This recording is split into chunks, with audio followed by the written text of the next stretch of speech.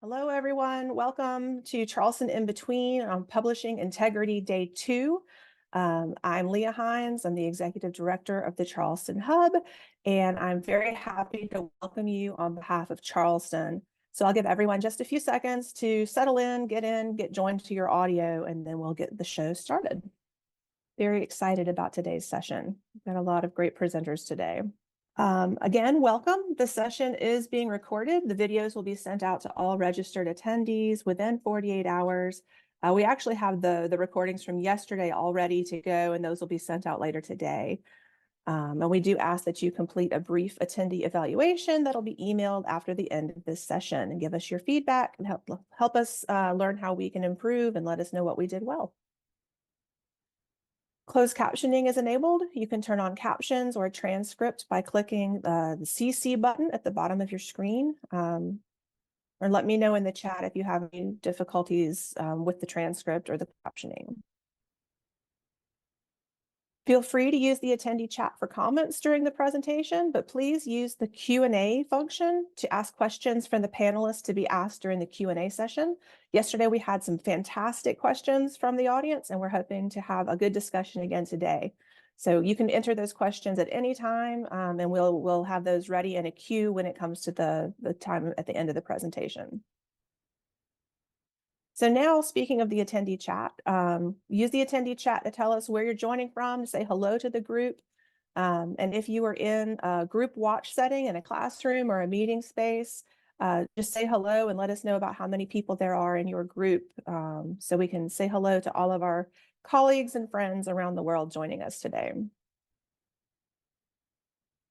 A quick run through of today's agenda.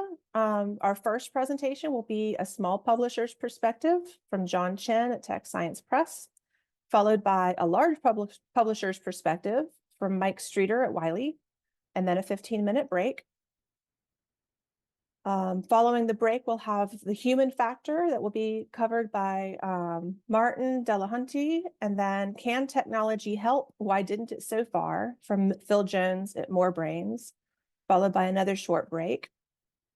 And we'll close out the day with our power pitch lightning rounds from different technologies and solutions in this space for publishing integrity.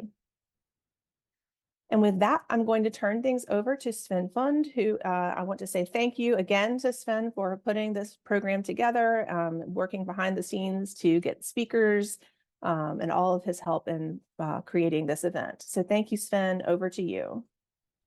Thanks, Leah. Good morning and good afternoon to everybody on the European side of this. What a great day we had yesterday with what I found was insightful presentations. Just to remind you quickly, Mohammed Hosseini gave us an introduction into concepts of research and publishing integrity, telling us that there is a significant overlap between the two, but that they are by no means really identical. Curtis Brundy from Iowa State University gave us his perspective on which role institutions and within them libraries do play and should play. He also gave us an overview of the landscape of slews and bounties and of noteworthy initiatives out there. And Nandita Quaderi from Clarivate explained to us how her company is doing in the technology arms race, as I called it, and what her team contributes in keeping the scholarly record straight. Today, as Leah said already, we want to look at these cases and a few different cases from publishing, and we want to learn from colleagues, both in traditional publishing businesses, as well as in newly launched companies.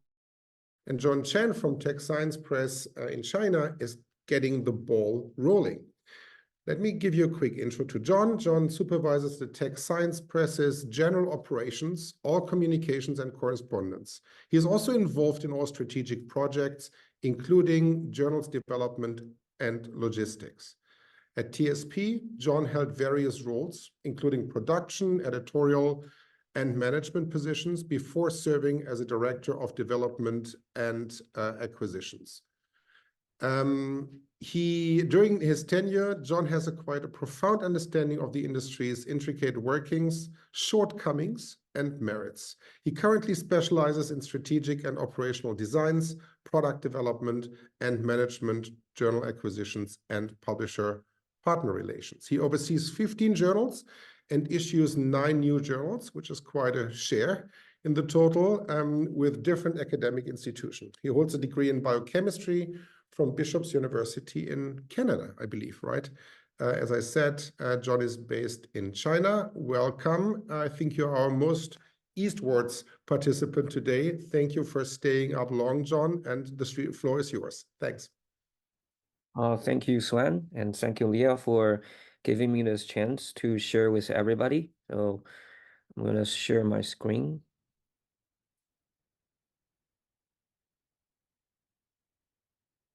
Okay, so my name is John Chen. My new title is the Director of Publication Development, and I'm from a publisher called Tech Science Press. So who am I? Tech Science Press is considered as a small publisher, and it was founded in 1997 in the United States by a professor called Satya Deluri, and he was a member of National Academy of Engineering of the USA. And it was firstly founded with the 5 journals in computational mechanics. And 7 years ago, in 2017, the editorial office moved to Nanjing, China. Now we are doing taking up the whole operational editorial work in China now.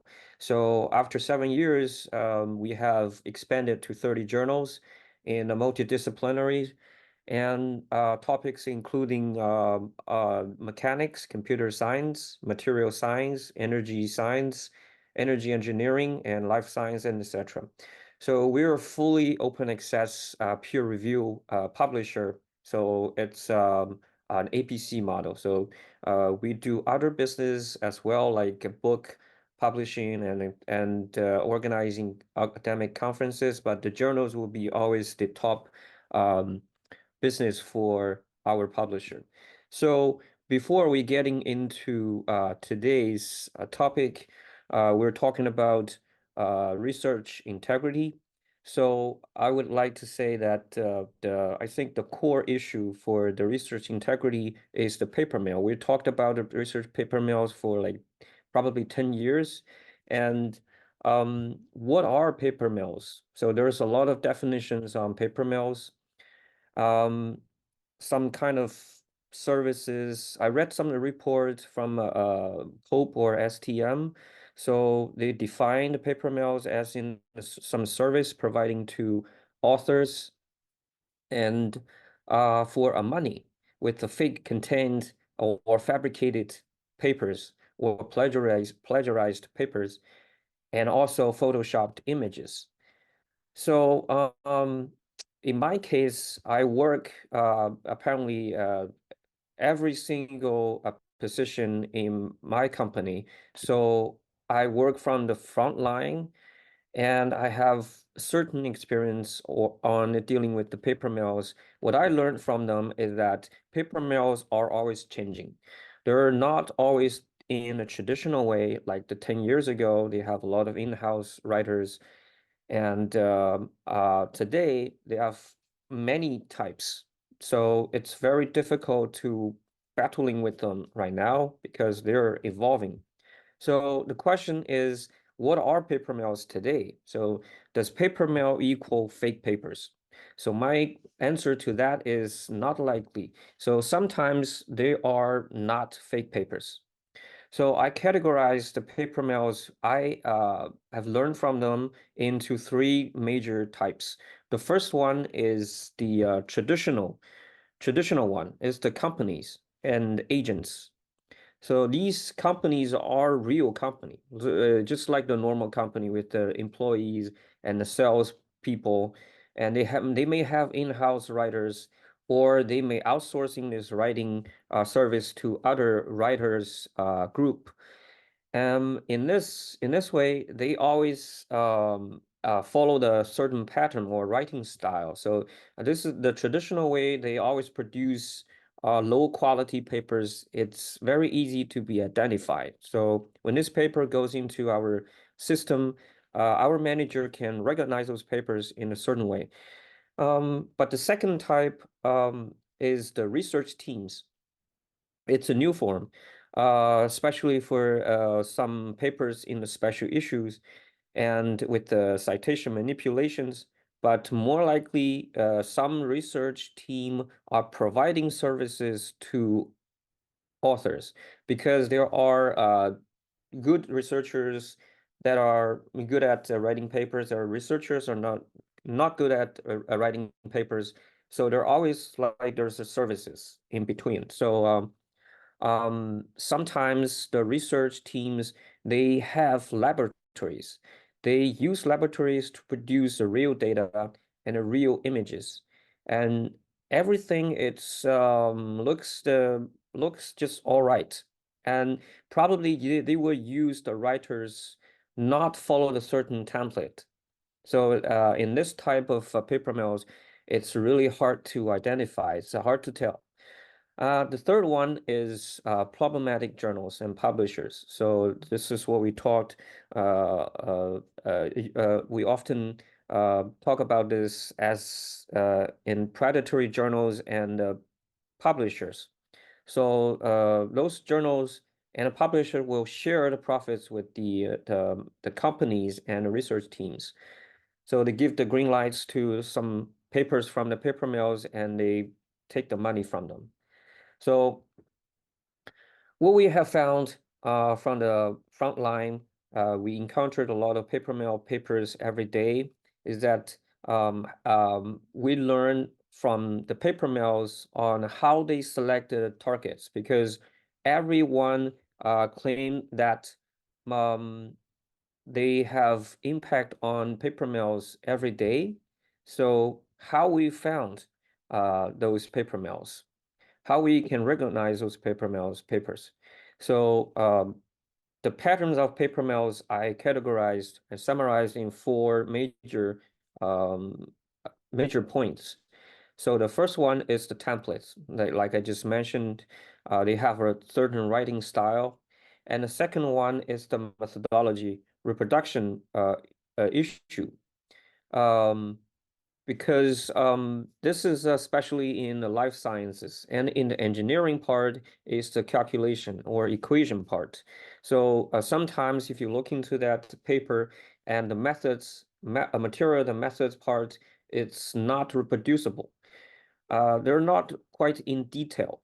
As in the engineering papers, the equations are not always correct.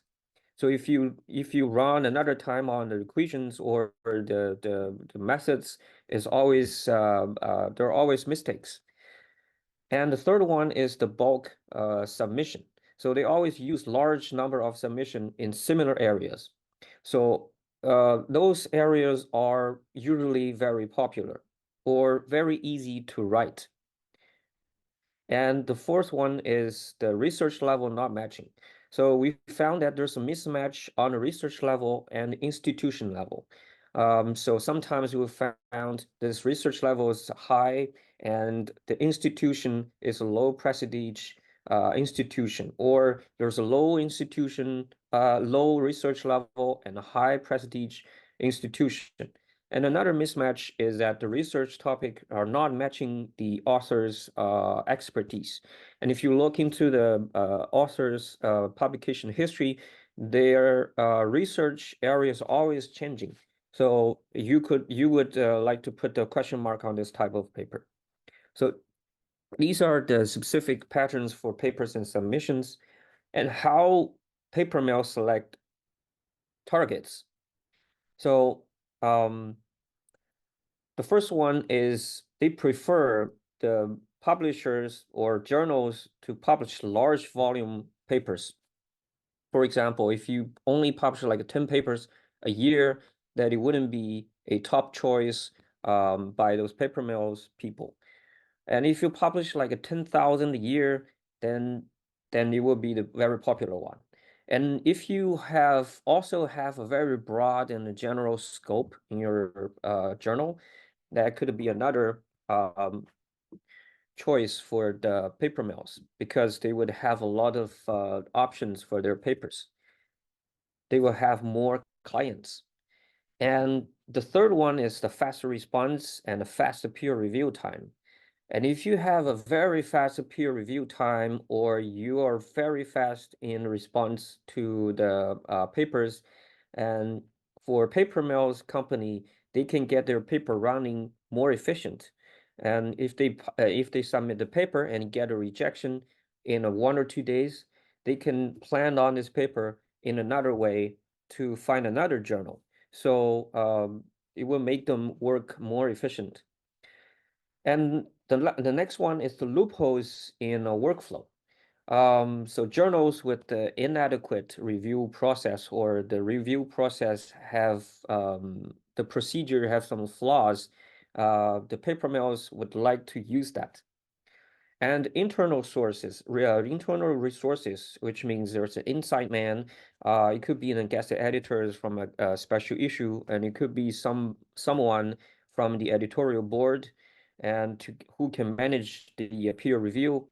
The paper mills would love to bribe them and to give them money to share the profits. And the last one is low editorial standards.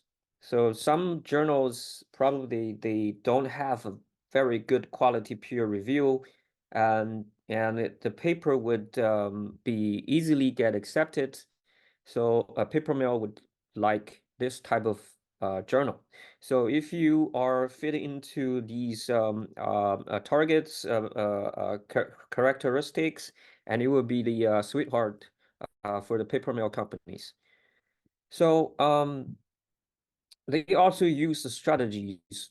What I call the first is the flood strategies. So paper mills always use large number of submissions to do detections. They're quite smart people, and they're evolving really fast, and they're adaptive, quite adaptive to different situations. So how they know your publication policy, and how they would know your publication plan, and how they would know your publication or procedures loopholes, is that they use the flood strategy. And the second one is that the probability strategy, which means they use also a large number of submissions of low quality papers on different areas. They're testing on which which one of your scope is the weak point. So if they found that in this topic, you probably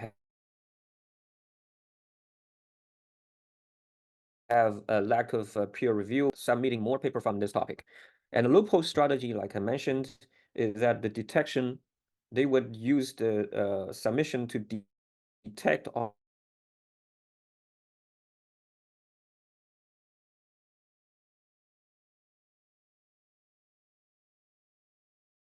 each procedure of your editorial workflow. Or if you are lacking of paper versions, they would change the authorship in when the paper go to the revision stage. So, and the last one is the preference strategy. They also use the testing submissions to test the preference of publication. So some journals, the editorial board, they may prefer a certain range of topics. You would use the submission to test that. So they're really smart people, because they use large number of submission, and to use up your manpower. And if you see like 100 paper or 1,000 papers each day are all from paper mills, but you have the pressure to get published, to get paper published. You have to publish like probably 10 papers each month. Then you would have no choice other than choose the 10 papers out of that 1,000. This is their strategy. So as a small publisher, we're dealing with these paper mills people every day, and we have our apparently we have our disadvantages, and also we have our advantages. So for disadvantages, as a small publisher, we're small sized, so we're limited on resources and limited on budget. For some small publishers, they cannot afford a lot of tours, and they're they have like a low APC, so they have low income. So this will make a lot of limitations on them. And also, the most importantly, it's the limitation of visibility and credibility, because small publishers are not famous, are kind of invisible to everyone in the industry, in the business. So we are lack of reputation and a global reach. So nobody would know us. It would make the paper mail people more confident to face us, to fight with us. So they would send threatened email to us and claiming that they would use some methods to destroy us if we reject them again. So we receive this kind of email sometimes. So, but about the advantages of small publisher, we're quite flexible and we're adaptive to new changes, and we're all from the front line. And with the paper mills and the misconducts, we are rapidly responsive, so we can make a change in a very efficient way, and we are agile for different situations. So, and we don't have extensive processes, and we're embracing to innovations, uh, both innovations in technology and in policy. So we're always setting new standards for best practices and trying to avoid trying to blend in the new technology and avoid paper mills. And also because we're not famous and we're lack of reputation and trustworthy, so we're striving for progress and optimization. We're trying to loud our voice and seek for helps and solutions very proactively, seeking global collaboration. So what we have done to fight against them is that we do a lot of modifications on our platforms. So we have tech support, and we also track data from peers and a retraction watch. And we track every single role in our system or ever registered in our system to see if they have a bad history. And we also have the special issue management module. It's newly developed because of the special issue for the last few years. And we're trying to track down each special issue, how the status they are, and take the final control of all the papers submitted to the special issue. Also, on the way of building trust, we try many things, and we are trying to be visible from invisible. And we went to the Frankfurt Book Fair and the London Book Fair, and we met a lot of friends and colleagues and a lot of people. And we're trying to voice our opinions, and we're trying to receive support. So, which I believe is that the support from the global support, and we use tours like these tours.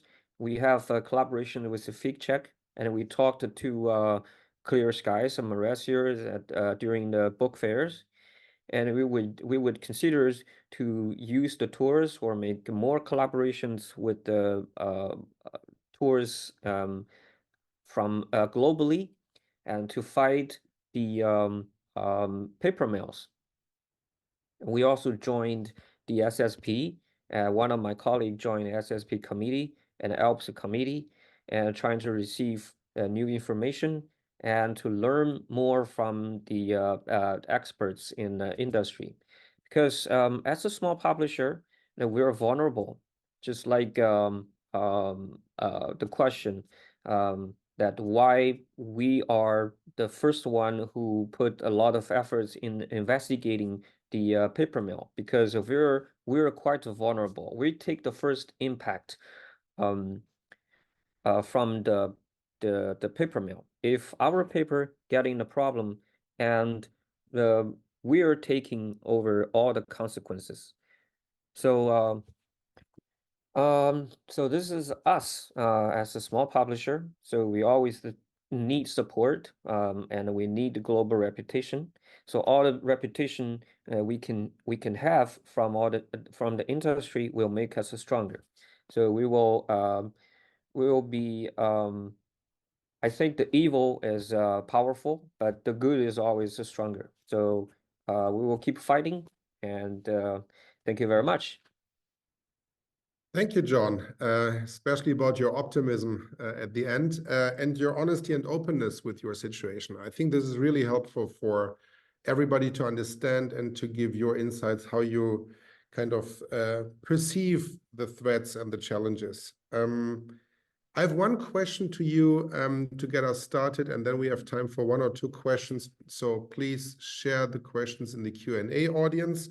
My question is, John, and I discussed it yesterday briefly with Curtis Brundy as well.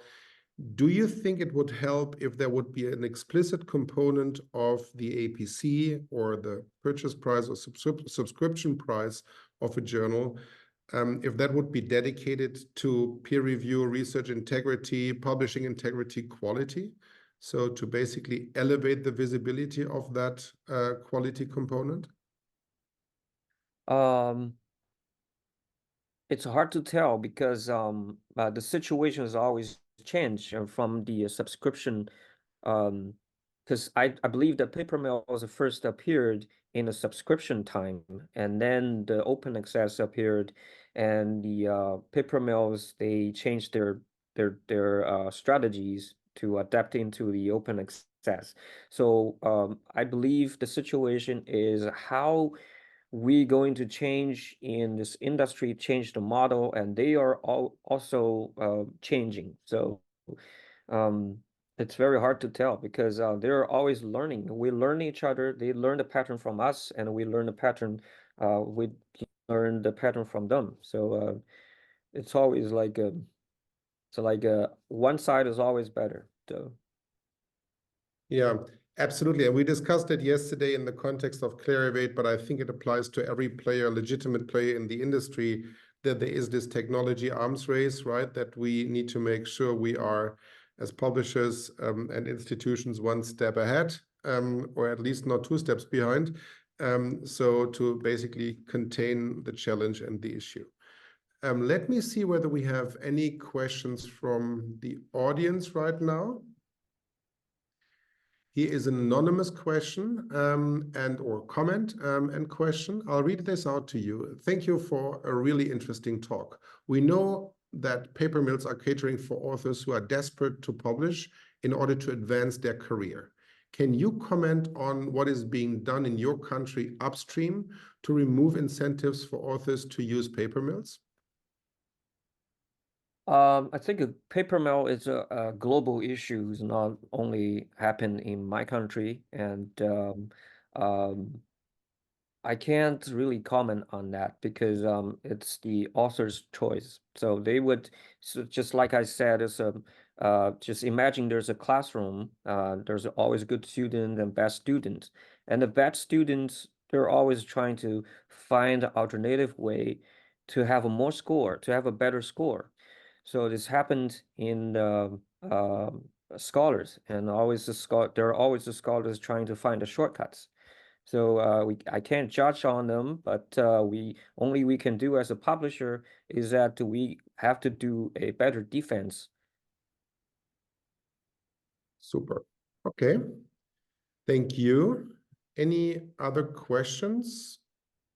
If not, we are perfectly on time. Thank you so much, John, for joining us today. And we completely understand if you go to sleep now in Shanghai. So thank you very much. But obviously, we are happy for you to stay over here. Thank you very much. Thanks. Let's